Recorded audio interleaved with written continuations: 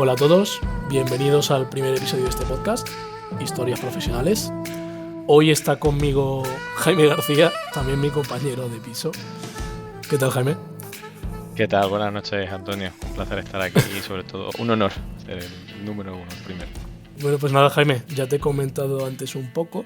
El formato al final de este podcast es que expliques un poco tu trayectoria, cuál es tu rol, en qué consiste, a qué te dedicas. Entonces, antes de nada, por introducir un poco quién eres, cuéntales un poco a los oyentes en general de dónde vienes, tu trayectoria, qué estudiaste, por qué estudiaste lo que estudiaste. Vale, perfecto. Yo aviso de entrada que mi trayectoria creo que no es norma de nada. Ha sido bastante rocambolesca, si puedo utilizar ese adjetivo. Yo soy de Málaga y desde siempre creo que lo más particular, ¿no? De mi caso ha sido pues mi gusto por los idiomas. Comencé estudiando griego desde que era muy pequeño por influencia de la familia, luego desembocó en ruso, desembocó en bielorruso. Y cuando llegué a bachillerato, mi principal foco de interés eran los idiomas. Y siendo sinceros, pues había relativas pocas opciones, ¿no? Dentro del campo de los idiomas puros. Pero también me interesaba lo que era la política internacional. Entonces la salida natural era diplomacia y decidí estudiar relaciones internacionales y lenguas modernas en Madrid. Sin embargo, cuando llego allí a la carrera y pasa el primer año, me doy cuenta de que es algo que me resulta interesante como bagaje personal, pero veo que le falta algo, le falta un poco de consistencia porque al final es una ciencia social y bueno, se apoya en una serie de suposiciones, en una serie de metodologías con las cuales yo mantengo ciertas diferencias o veo que puedo encajar más en otro tipo de ámbitos. Ahí es cuando se me da la posibilidad de pasarme al doble grado de Administración de Empresas y Relaciones Internacionales en la Universidad Alfonso X. Me cambio a un sector un poco más técnico, aunque también con ese componente de ciencia social, y quedo completamente encantado. Em, Paralelamente, yo estaba trabajando en un diccionario de bielorruso que no había y me di cuenta de que mis recursos de tiempo y esfuerzo son limitados y que simplemente pues picando a mano palabras no iba a llegar nunca. Entonces, por recomendación de un amigo, empiezo a programar y me encanta la programación. Y paralelamente en la carrera pues tenemos varias asignaturas relacionadas con matemáticas, pues tenemos matemáticas financieras, teníamos estadística y teníamos el garbanzo negro que era econometría. Pero como ya he comentado anteriormente, es un perfil un poco atípico, pues la asignatura que me encandiló en la carrera fue econometría, que es estadística pura y dura. Y a partir de ahí tenía pues dos opciones claras, o bien seguir por la vertiente más de relaciones internacionales con alguna oposición a economista del Estado o a diplomacia, por ejemplo, o tirar por la vía técnica, que era salirse completamente del carril, aunque ya estaba orientado por ahí, y probar suerte, porque no tenía un grado técnico. Finalmente opté por la segunda y decidí tirarme de cabeza a la piscina de los datos y la programación. Y así he seguido desde entonces. Terminé la carrera, realicé un bootcamp, tuve la suerte de encontrar trabajo rápidamente y hasta hoy que estoy trabajando Pero es en una que, empresa. perdona, Jaime, tu caso es impresionante, ¿eh? Porque es que es completamente contrario al mío. O sea, tú empezaste, como bien has dicho, en una carrera de empresas, has dicho temas sociales, y ahora estás trabajando en programación. Yo, sin embargo, por la parte contraria, empecé como ingeniero, ¿vale? Bien lo sabes. Y ahora Sí, estoy sí. en empresas. Por qué este cambio, como bien has dicho, a esa parte técnica, esa parte de programación? Ahora entramos en más detalle, pero ¿por qué esa parte a programación? Eh, yo recuerdo que andaba por la calle un día y me vino la inspiración de los programadores se van a comer el mundo porque no tienen solo dos manos. Yo para hacer el diccionario solo tenía dos manos, que era picar. Pero cuando tienes la capacidad de programar, tu productividad se multiplica. Eres mucho más eficiente. Entonces, sigo manteniendo esa opinión de que programar te hace mucho más eficiente y me pareció una herramienta muy necesaria e imprescindible si quería hacer lo que quería hacer. Al final el proyecto no llegó a puerto, pero la programación sí, y es lo que me da de comer hoy. Aquí incluso, y ya entrando más específico en tu puesto es Data Scientist, claro. Ujú, Yo pienso, a ver, la primera vez que me lo dijiste, yo dije, "Buah, Data Scientist, o ujú, sea, científico de datos". Yo le digo ujú, científico de datos a, no sé, pienso en mi madre, a un niño, ujú. dice, ¿esto qué es? Un científico no era el que está con botes ahí metido en una salita. En plan, no sé si nos puedes contar Sí. un poco qué es esto de Data Scientist. O sea, entiendo que programación, aquí el oyente se puede hacer la idea de que al final estás delante de un ordenador picando, pero cuéntales más allá. ¿Cómo puedes bajarlo a alguien de a pie, el contarle qué hace un científico de datos? Vale, el término científico de datos y esta analogía que tú pones con los botes es muy acertada, porque aunque no trabajes con algo tangible, sí que estás todo el día probeteando, mirando, cambiando cositas. ¿Cómo viene esto? El trabajo del científico de datos se separa del analista en que, aunque ambos trabajan con grandes volúmenes de datos e información, el analista se encarga de ver qué ha ocurrido en el pasado, mientras que el científico está más centrado en el futuro. Intentamos saber cuáles son las leyes naturales o las reglas del mundo que hacen que, por ejemplo, una acción valga más, o que vayas a vender más a un cliente, o calcular la probabilidad de que alguien vaya de vacaciones a un sitio concreto. Entonces, ¿por qué la ciencia? La ciencia está en que nosotros utilizamos modelos estadísticos y muchas veces no, prácticamente en ningún caso, no hay una receta fija. Hay una gran cantidad de herramientas, hay una gran cantidad de opciones. Siempre tienes un halo de incertidumbre porque no sabes con qué estás trabajando, aunque tengas información sobre la materia, pero nunca conoces exactamente si hay una fórmula. Entonces vas a ir probando con modelos con estadísticos potenciados con programación para ver si eres capaz de predecir pues todas estas variables que hemos comentado. Si alguien va a comprar o no, dónde va a irse de vacaciones o no.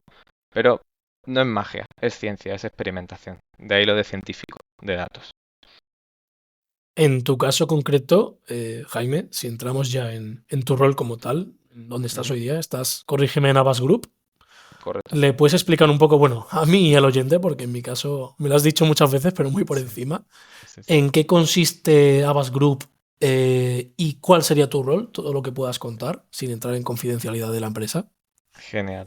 Pues Avast Group es una multinacional francesa de publicidad que se enmarca dentro de, pues, del grupo Vivendi, que tiene, es un holding que tiene cantidad de empresas de todo tipo.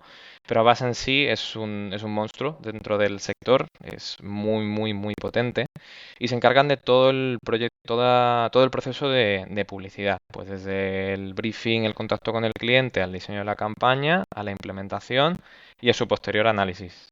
¿Dónde entramos los científicos de datos? En la última parte, en el análisis para ver qué ha pasado y qué podría haber pasado si se hubiera hecho de otra manera. Estamos nosotros ahí. Antes me has hablado, perdona, que el científico de datos, a diferencia del analista, miraba más hacia el futuro que hacia el pasado. Pero ahora me has Ujú. hablado de análisis, no sé si puedes corroborarme o especificar aún más en qué consiste esa función o cómo entraría aquí lo que has comentado antes. El hecho de mirar a futuro más que centrarse en lo que ha pasado. Sí, por ejemplo, en estos casos.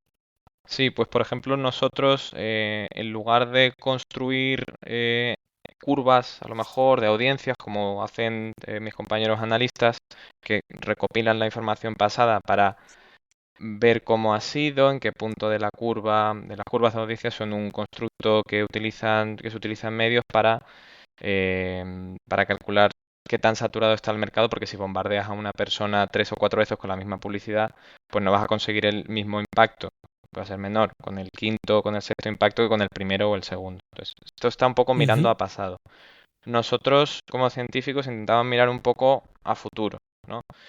Con los datos pasados, por ejemplo, vamos a intentar calcular qué pasaría si añadiéramos, pues, qué sé yo, 1.000 euros más de presupuesto a una campaña de publicidad, o por qué medios sería más rentable. un poco especulando, son especulaciones a futuro en lugar de tener una base sólida de, oye, esto es lo que ha pasado, es una foto fija frente a una ideación fundamentada de que puede ocurrir. A ti te viene, imagínate, te viene ahora mismo, nunca te he visto porque cuando estás trabajando en casa tampoco te he llegado a preguntar. Sí, sí, sí. Pero imagina que te viene tu jefe, el día a día. ¿Qué es lo que te pide? Te dice, oye Jaime, programa unas líneas. No, ¿qué te pide en plan? ¿Qué dice? Oye, te paso esta base. ¿Qué es lo que te pide exactamente para que, por así decirlo, la persona que te está escuchando lo entienda también? Vale, si yo pensase que va a pasar mañana en mi trabajo, nosotros tenemos Sí, una base de datos que es muy, muy, muy completa y sobre esa base de datos pues tenemos que sacar un producto. El proyecto es una cosa muy, muy compleja em, y el código, a ver que lo organizo un poco porque es un trabajo muy, muy abstracto. Es complicado de definir, un poco como el de consultor, ¿no? Que todo el mundo ha escuchado hablar, pero nadie sabe ya. definir, ¿no? Es un poco igual. Vale, vale. Pero esencialmente, normalmente se cogen los datos, se le hace algún procesado y se saca alguna información. Es un poco como exprimir una naranja, ¿no? Por así decirlo. Pero Sí, el exprimidor de la naranja tienes que ir añadiéndole pequeñas piezas pasito a pasito. Por ejemplo, coge la información de, qué sé yo, de personas que han respondido a una encuesta en Polonia y sepáramelos en grupos en función de, por ejemplo, si han comprado un producto o no. ¿Hay alguna diferencia en la vale. probabilidad de compras si si han comprado de un segundo producto si han comprado este producto o no? Son como pequeñas acciones a alto nivel. Aunque luego lo programes en código, siento que eso está quedando un poco abstracto en ese sentido. Pero pensarlo como ya digo, un exprimidor y una naranja y nosotros tenemos que con código buscar la manera de exprimirlo lo mejor posible. Se me sigue siendo raro, como te digo, viniendo de un sector de empresas que hayas acabado picando. Te iba a comentar también, esto, yo siempre al final te he visto reunido en una pantalla picando código. Pero realmente, aparte de esta pregunta que te he hecho de tu jefe, ¿cómo definirías tu día a día desde que te levantas? O sea, tú dices, vale, me despierto a esta hora, de X hora tal, me bajo 5 minutos a un café. ¿Cómo describirías tu día a día a alguien?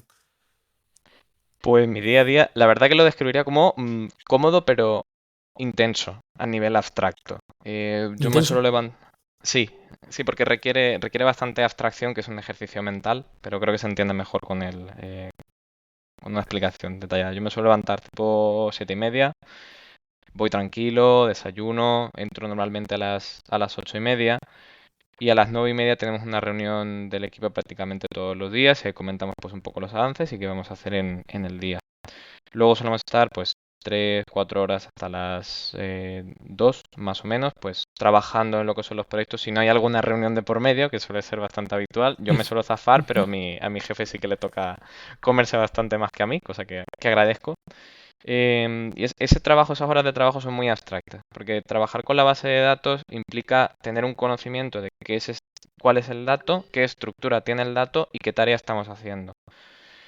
Es un ejercicio bastante cansado en el sentido que tienes que tener mucha información abstracta que no es a lo mejor como el lenguaje que nos resulta muy natural y muy fluido, sino que son números, son estructuras, son tablas, son conexiones y requiere un esfuerzo mental importante en ese sentido.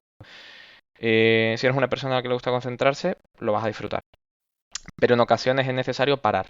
Cada 45 o 50 minutos, pues yo suelo levantarme, ir a por agua, aunque no tenga sed, porque es un poco como gimnasio, tienes que parar. Luego comemos y por la tarde hasta las 5:30 más o menos, que cumplen las 8 horas de trabajo, pues repetimos un poco el Esa es ejercicio, otra, ¿no? en tu caso hasta 5:30, ¿no? Eso es otra cosa que quería destacar. Tu horario Efectivamente, hasta 5. efectivamente. Esa es la parte buena también del mundo tech, ¿no? De la parte de Sí, data, sí, sí. que tenéis un horario bastante bueno. Sí, sí, la verdad que no nos podemos Eh, quejar en absoluto. Nada, nada. Está En ese bastante tema bien. me has dicho también que suele ser el día intenso, pero ¿tú has llegado a notar presión? ¿Has tenido que quedarte días más horas? ¿Tú has visto buen trato por parte en general del grupo? Ya no solo de tu empresa, sino en el mundillo. ¿Crees que es así? Yo tengo la sensación de que soy un poco privilegiado por el momento en el que entré en la empresa, que estaba muy en boga el tema de la ciencia de datos y a pesar de no tener un grado técnico, pues se me ofreció una posición bastante buena que creo que compenso con portfolio y proyectos personales que he hecho. Em, pero por lo general es bastante cómodo. Es bastante cómodo. No me... Te da luego para hacer otras cosas, te da tiempo para estudiar, te da tiempo para salir. La verdad que se agradece mucho esa flexibilidad. Aquí, bueno, me acabas de recordar este tema de proyectos personales. Claro, en tu caso, aparte de trabajar, estás desarrollando bastantes proyectos personales. No sé si puedes contarnos, aunque bueno, hoy justo has hecho Sí, una publicación de un proyecto personal que ya he visto con mis propios ojos. Por si sí. quieres contarle un poco, porque al final va un poco de la mano. Si le quieres Ujú, contar al oyente, al que te está escuchando, esta correlación de tu puesto científico de datos con los estudios que sueles hacer, con el ujú. proyecto que estás lanzando, creo que sería bastante interesante porque se pueden hacer una idea de realmente lo Sí, que te apasiona, creo yo, este sector, vamos. sí, sí, sí, sí, efectivamente, efectivamente. Pues por hacer un poco de recorrido, yo y mi familia en general hemos tenido siempre una relación muy, muy fuerte con Grecia por circunstancias, por interés.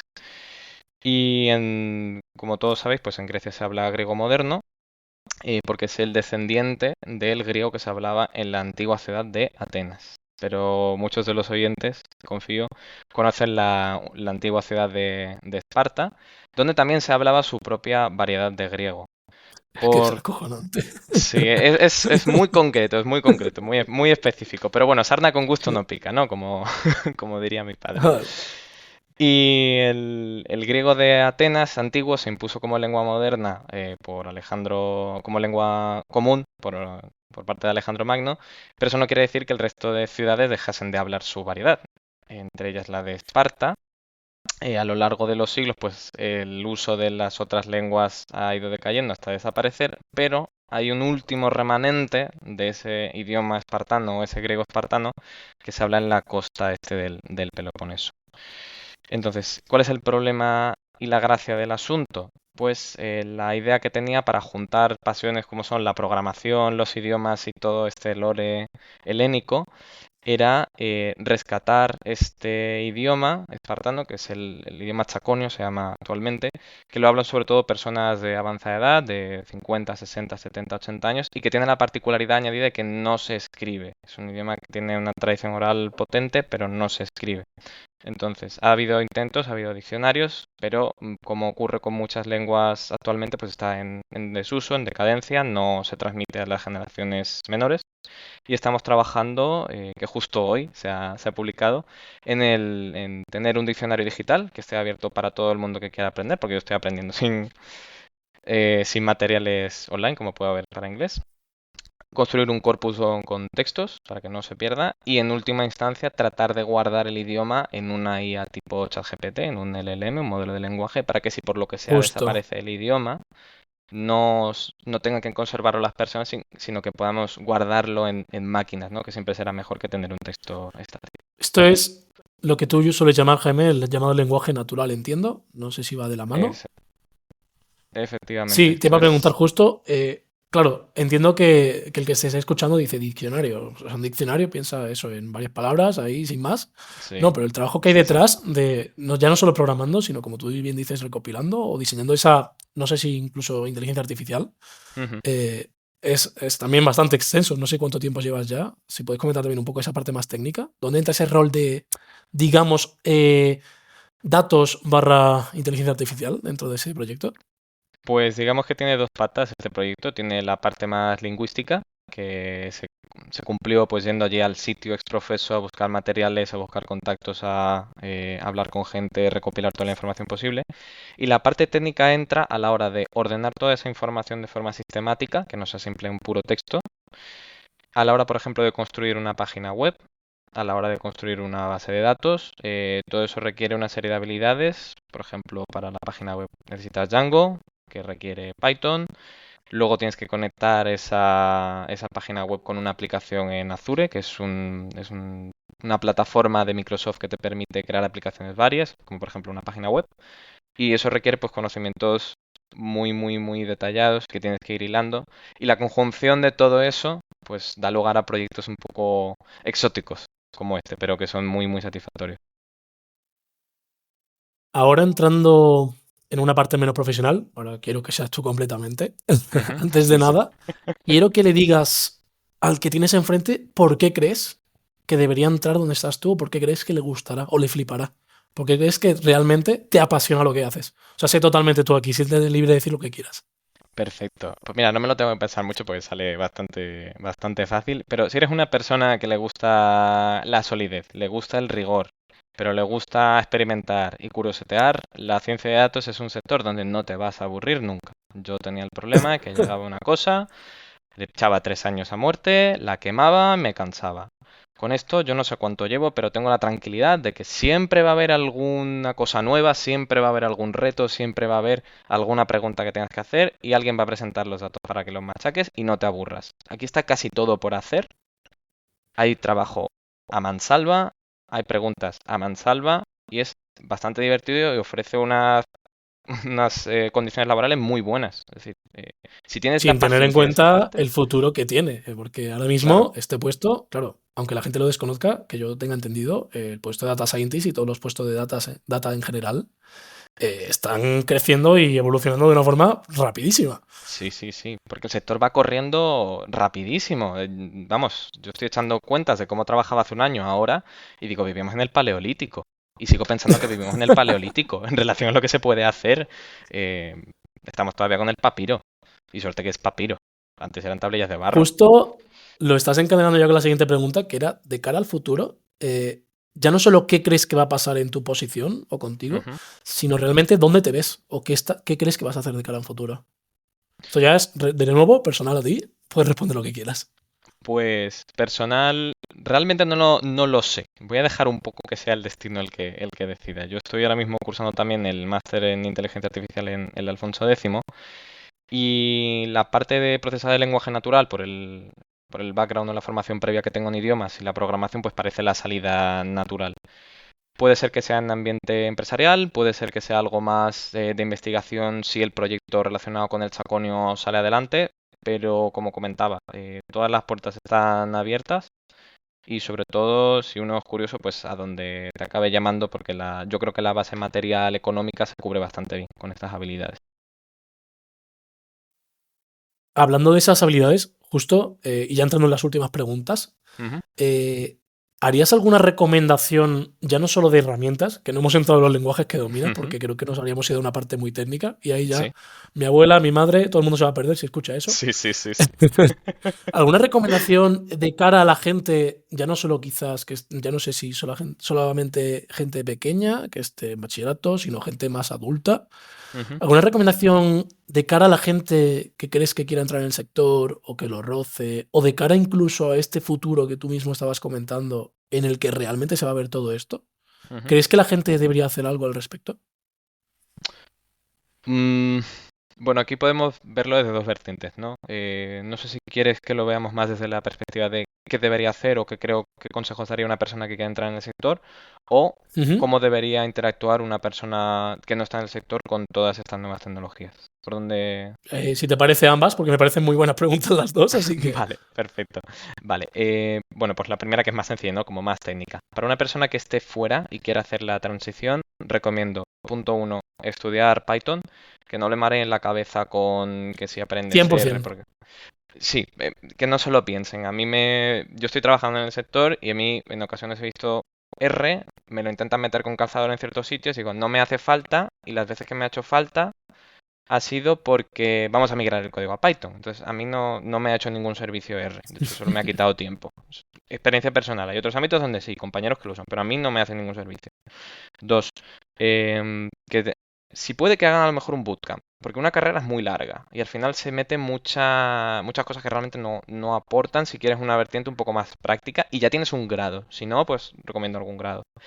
Y tercero, y lo más importante yo creo, ahora mismo el sector está relativamente fresco. No está tan fresco como cuando yo entré, pero sigue habiendo oportunidades de entrada para gente que sea capaz de demostrar conocimientos. ¿Cómo se hace eso? Mi recomendación personal es proyectos personales. Cualquier idea, cualquier tema que te apetezca investigar, Completamente. haz un proyecto por tu cuenta. Hazle una visualización bonita y preséntalo, porque eso es lo que va a marcar la diferencia entre una persona que ha pasado un curso y una persona que ha pasado un curso, tiene el conocimiento y dice, oye, que también lo puedo presentar y esto que he hecho para mí lo puedo hacer para una empresa y te van a dar más recursos de los que tú tienes, luego lo vas a hacer mejor de lo que hayas presentado. Eso es crítico, Completamente. eso es crítico. Me llama la atención aquí, bueno, creo que te lo he dicho también alguna vez. A mí como ingeniero, me has hablado de Python, me has hablado incluso de R, el cual desconozco. Sí. Entiendo que incluso la mayoría de gente que te escuche ni sabrá de qué estamos hablando. Ujú, Son lenguajes de programación, ¿vale? ujú, En los que directamente tú compilas, digamos, o ejecutas todo lo que haces. ujú, Me llama la curiosidad, estos lenguajes, estos, digamos, programas, evolucionan también muy rápido. ujú, Y en mi caso concreto, yo aprendí otros dos, que era C++, e ujú, incluso también, bueno, se hablaba mucho de MATLAB, se hablaba de un poquito, aquí sobre todo también te iba a mencionar el tema de SQL. ujú. ¿Por qué entrarías en esto? O sea, ¿por qué has dado este consejo de Python y no otros programas? ¿No crees que pueda haber un cambio de cara a futuro? ¿Crees completamente que realmente deberían tirar por Python? Sí, 100%. ahora que mencionas SQL también. SQL va de la mano con Python para poder extraer todos los datos de base de datos y no caduca nunca SQL. Tendrá variaciones, pero siempre va a hacer falta. Con Python este debate, bueno, pues está abierto todavía. Yo he escuchado a gente un poco más experimentada, pues cavilar sobre el tema y dicen que aunque hay lenguajes que son superiores en ciertas características, ahora mismo es la norma del mercado, es muy fácil de aprender, hay cantidad de recursos y no veo ningún competidor claro. Yo no he hecho en falta nada realmente en Python y probablemente le queden varias décadas de dominar el mercado, sobre todo si seguimos con temas de IA, que vamos a seguir, estoy casi seguro, salvo hecatombe mundial y completamente recomendable. No veo competidores claros para Python ahora mismo. También me llama mucho la atención. Hemos hablado antes de inteligencia artificial. Sin embargo, Ujú. no has, entiendo que se te ha pasado, no has dado ninguna recomendación al respecto, porque quizás lo hayas obviado, porque directamente crees que son capaces de dominarlo. ¿Algún punto ahí al respecto? Sí, sí, por supuesto, por supuesto. Yo hago un No llamamiento a la solo calma. ChatGPT, entiendo que hay más allá, como bien has dicho muchas Efectivamente, veces y me lo has dicho. efectivamente, efectivamente. Yo hago un llamamiento a la calma. La IA es probablemente de las herramientas más complejas que ha generado el ser humano. em, Porque al final la capacidad de computación, pues, que es cómo funcionamos los propios humanos, estamos tratando de imitarla, no nos comprendemos a nosotros mismos y funcionan como una caja negra. Es decir, sabemos lo que entra, sabemos lo que sale, pero no sabemos lo que pasa de por medio. Entonces esto es muy flexible, muy potente, pero a la vez lo hace un poco oscuro. Realmente no son eh, ni tan potentes ni tan peligrosas. Es decir, los modelos son bastante simplones, realmente. Yo siempre digo que si coges un código y le pones una coma donde no toca, explota. Y necesitamos un tiempo para hacernos a cómo funcionan. Va a destruir trabajos, va a crear otros trabajos, pero creo que el saldo neto va a ser positivo. La gente se acostumbrará y sobre todo creo que no hay que hacer sensacionalismo con este tema, porque despierta reacciones Sí, muy al final viscerales. crees tú que la gente tiene mucho miedo a este tema de la IA, ¿no? Claro, yo Incluso entiendo. hay gente que le ve potencial, gente que la ve con miedo. Claro, efectivamente, efectivamente. Esto al final es una pieza técnica, como puede ser a lo mejor una calculadora o un avión, pero el avión no, esa calculadora no despierta las reacciones emocionales que sí despierta la IA, porque piensa cierta gente que va a ser desplazada o que van a ocurrir fenómenos que no pueden controlar y es completamente comprensible. La comunidad que trabaja con datos, por donde me ha tocado a mí estar.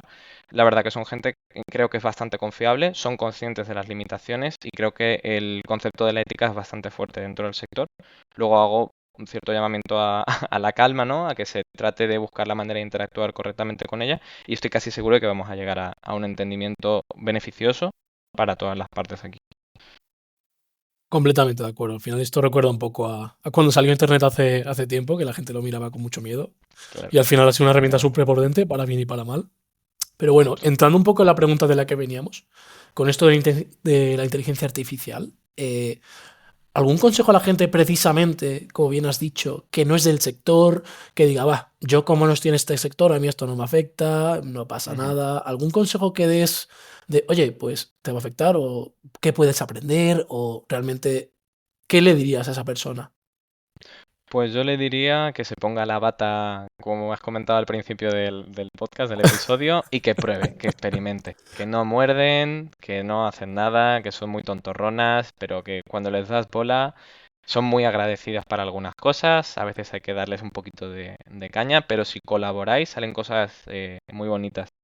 Un ejemplo concreto, a mí siempre me ha gustado todo el tema de arte y la estética, pero por tiempo y por inclinaciones que he tenido por otro tipo de cosas, pues nunca me he sentado a dibujar y es algo que la verdad que me arrepiento de no haber hecho. Pero con IA, afortunadamente, me puedo sentar una noche en el sofá de casa tranquilamente a plasmar en una imagen con IA que tengo en la cabeza. Y eso lo permite, ese baile lo permite. Entonces invito a la gente a que busque la IA como una herramienta y que le ayude a cumplir objetivos que tienen en mente, pero que hasta ahora pues no han podido, por el motivo que sea. Macho, si fuese por mí, me fastidia decir esto, pero llevamos unos 30 minutos. Vamos a entrar en ya la última pregunta. Ujú, Yo esto lo llamo minutos de gloria, ¿vale? ujú. Quiero que des algún consejo general, ya no solo del trabajo, algo de la vida, algo que quieras decir a la gente que te escucha, algo que realmente digas tú, wow, en lo que he estudiado, en lo que he vivido, en lo que he aprendido, algo que aconsejarías a la gente.